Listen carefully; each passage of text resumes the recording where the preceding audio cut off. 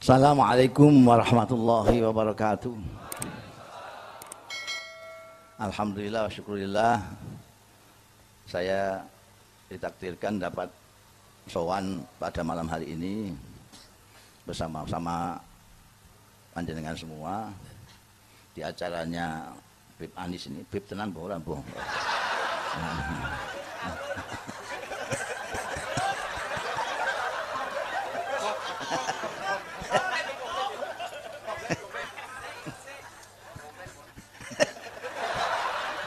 Nek warnane rambutnya ya meh padha karo Pak Bahar kae.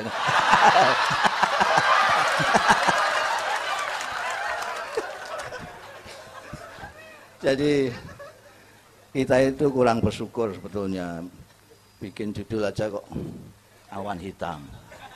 Ya, awan hitam itu mana yang hitam itu? Kita itu kurang syukur karena kita tidak menyadari anugerah. Syaratnya orang bersyukur itu menyadari anugerah. Kita lihat aja, aneh tapi kita nggak pernah merasa aneh. Orang-orang yang haji itu, syukuran itu akan berangkat syukuran, pulang syukuran lagi. Syukuran sampai 2 kali orang haji. Tapi tidak ada orang syukuran sholat, tidak ada. Padahal sama-sama rukun Islam. Kenapa? Karena orang merasa mendapat nikmat, mendapat anugerah ketika haji. Tapi ketika sholat tidak. Bahkan mungkin banyak yang merasa mendapat siksaan. Ya ini kok kon sembahyang gitu.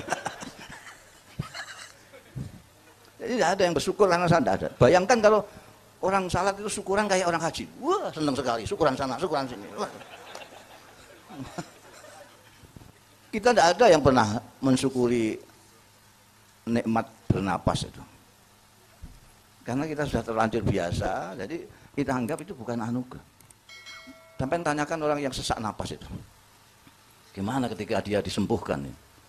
Dia merasa luar biasa nikmatnya bernapas itu.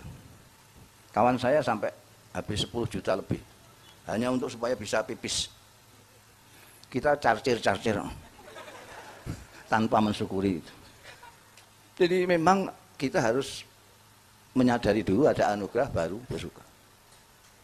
Saya akan tunjukkan satu anugerah yang sangat besar sekali, tapi kita tidak pernah mensyukurinya karena kita tidak menyadarinya. Apa itu? Kita dianugerahi oleh Tuhan, diciptakan menjadi manusia. Ini anugerah besar sekali. Makhluknya Tuhan itu ada yang tidak bisa apa-apa. Batu, pasir, segala macam. Sampai tendangi ya mau diam saja, sampai pecok ya diam saja, nggak bisa. Dia tidak bisa merasa, tidak bisa berpikir, apalagi mengekspresikan sesuatu, tidak ada. Itu makhluk Tuhan. Makhluk Tuhan yang kedua itu tanam-tanaman. Tanam-tanaman itu bisa berpikir, bisa merasa. Tapi tidak bisa mengekspresikan perasaan dan pikirannya. Ketika saya selesai membaca buku penelitian ahli-ahli tanaman, bahwa tanaman itu bisa berpikir, bisa merasa, saya coba. Di depan rumah saya, kalau ada yang pernah ke rumah saya itu, di depan itu ada 2 pohon kelapa. Itu saya tanam bersamaan. Bibitnya dari kiai sini, Kiai Muad. Dan saya minta supaya yang satu umur, ya pokoknya yang sama, supaya nanti tumbuhnya bareng. Betul, kita tanam yang satu sebelah barat, yang satu sebelah timur. Ketika sudah berdiri dua-duanya ini, yang sebelah timur ini kalau saya lewat selalu saya pegang-pegangin, elus-elus itu. Kadang-kadang saya ajak bicara, piye kabarmu ini? Saya balik dari karena yang sebelah timur ini langsung dengan Langgar itu. Jadi kalau saya mau ke Langgar mesti lewat dia. Saya pok-pok, saya elus-elus. Itu subhanallah luar biasa. Itu yang sebelah timur itu. Buahnya itu luar biasa. Nggak umum, menurut orang-orang nggak umum saking lebatnya itu. Sementara yang sebelah barat, yang tidak pernah saya pegang, tidak pernah saya lewati dan dengan menyapa segala macam, beluluknya saja tidak keluar. Nggak keluar apa-apa. Saya ceritakan anak-anak saya ini, jadi saya mulai percaya itu. Kalau tanaman itu bisa berpikir, bisa merasa. ini mungkin yang sebelah timur ini mau balas jasa karena kebaikan saya. Saya selalu menyapanya. Lalu anak-anak saya dengan inisiatif sendiri, wah kalau lewat itu yang sebelah barat itu, mereka lulus. Mereka ikut-ikut saya. Gimana kabarnya gitu. Sampai percaya tidak percaya, sampai boleh tanyakan anak-anak saya. Tiba-tiba yang sebelah barat itu, itu berbuah yang luar biasa juga. Sampai ketakutan sekarang saya potong. Karena banyak santri yang ketibanan buahnya itu. Saking banyaknya. Bukan itu saja. Di depan sebelah barat rumah saya, silakan ke rumah saya nanti saya tunjukkan. Itu di sebelah baratnya lagi ada pohon mangga warisan yang nanam ayah saya. Pohon mangga ini tidak kenal musim. Begitu habis dipanen bunga lagi, habis dipanen bunga, habis dipanen bunga. Tidak pernah tidak berbuah. Padahal itu tidak pernah ditebaskan, dilempari bocah dan segala macam, terus berbuah terus. Suatu ketika santri mau bangun bikinan, bangunannya sudah kadung jadi karena amatiran, amatiran pokoknya bikin dulu nanti jadinya bagaimana nggak tahu. Tahu-tahu nabrak wit saya itu, bangunannya itu. Mau negor nggak berani. Nah, itu punya saya. Mau tegur awal ya. Akhirnya inisiatifnya apa? Jadi pohon saya dikerowoki. Supaya bangunannya bisa ke sana, sini dikerowok. Itu pohon saya purik. Berbulan-bulan tidak kembang, tidak buah. Itu santri saya, ayo kamu minta maaf. Setiap hari kalau lewat situ, amin minta maaf. Saya nanti juga minta maaf lah. Baru sekarang begitu. Pulih lagi.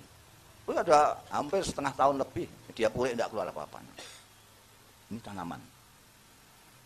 Maka dulu Kiai Tegarjo, kiai-kiai yang punya ladang itu, santri-santri kalau ngapalin apa-apa terus di bawah pohon-pohon itu. Rupanya kesenangannya pohon-pohon sana. Ada yang seneng nahwu, ada yang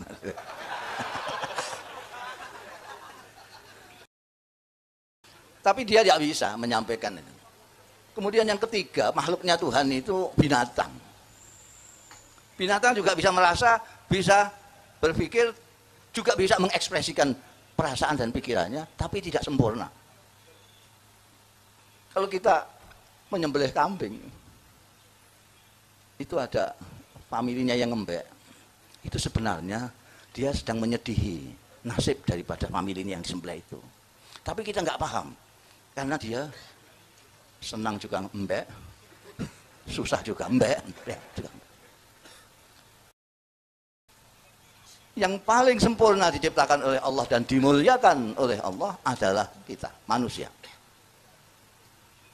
Manusia bisa berperasaan, bisa berpunya pikiran, bisa mengekspresikan pikiran dan perasaannya dengan sangat detail.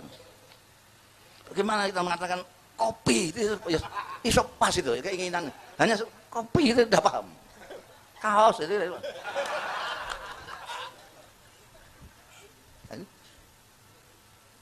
Ini luar biasa. Kita dimuliakan Tuhan melebihi makhluk-makhluk yang lain. Itu juga ditulis di Quran itu.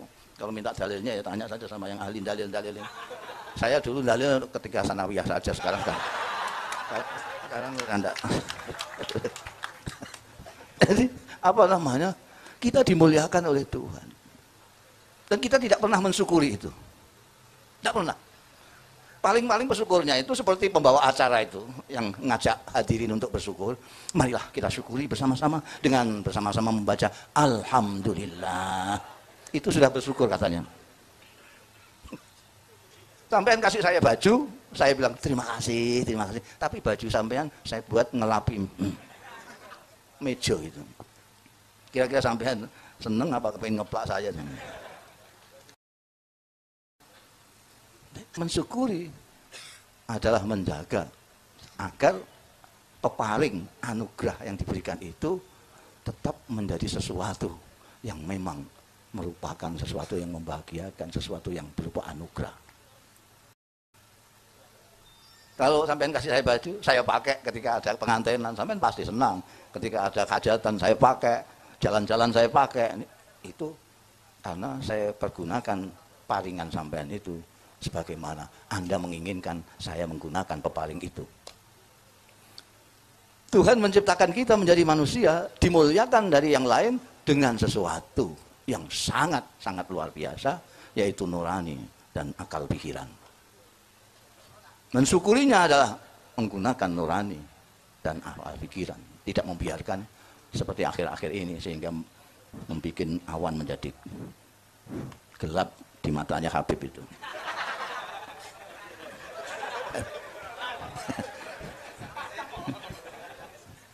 Karena kita tidak menggunakan akal pikiran dan nurani. Kita bisa melebihi apapun, bahkan malaikat. Karena malaikat dia tidak bisa memilih apapun, dia harus baik terus. Kita bisa macam-macam, diberi nurani dan akal pikiran.